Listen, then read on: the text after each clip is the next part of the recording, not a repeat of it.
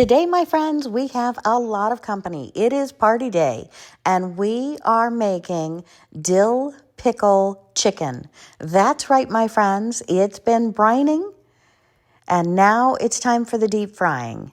And the trick about the deep frying, my friend, is be careful. It is celebration day, and we've got everything to the right temperature. We've got our thermometers, we've got our breading, and now we are frying. So we've got our mitts, we've got our prep station on both sides. Oh, that crackling.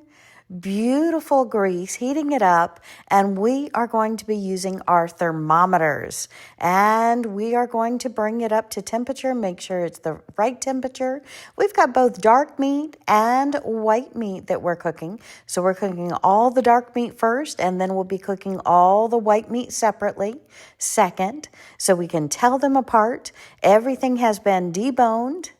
Everything has soaked in the brine and then been battered nicely, and now it is cooking time and getting close to celebration time.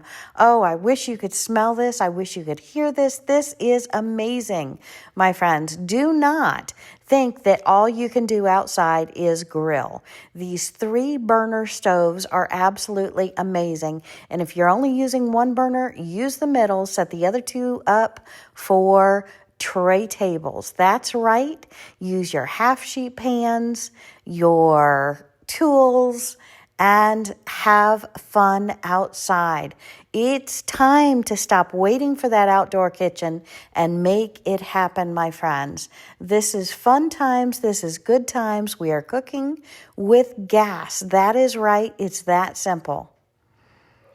And we are making dill pickle chicken outside. Get your fresh chicken, debone it, flatten it just a tad if you need to. And then, my friends, we want to make sure we have a kitchen thermometer that works very well. I like to immerse it in grease to where it's just covering it. But that's the cooking process. Before I cook, I'm going to soak it in a pickle brine, which is just pickle juice. You can buy it in a jug, or you can drain your favorite pickles and soak them in it for 6 to 12 hours. 9 hours is my happy spot. And then I'm going to take them out. I'm going to pat dry them.